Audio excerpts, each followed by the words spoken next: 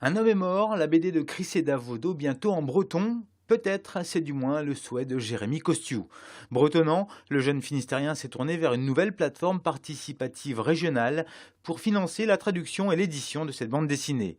La plateforme, c'est Base Jaune, un site de crowdfunding lancé en octobre dernier, dédié à des projets bretons. L'objet est double, c'est aider au développement économique de la région et également à la préservation de son patrimoine culturel, qu'il soit matériel ou immatériel.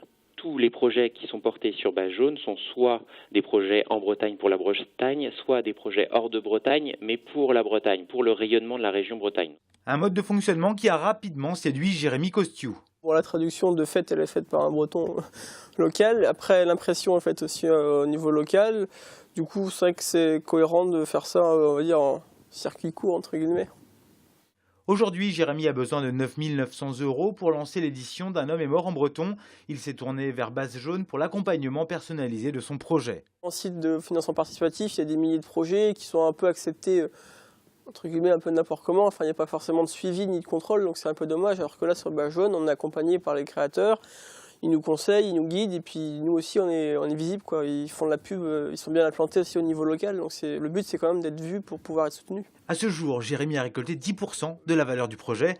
Le chemin est encore long, il a jusqu'à la fin janvier pour boucler son financement. Il croit en Base Jaune, même si aujourd'hui cette plateforme est encore jeune dans le milieu du financement participatif.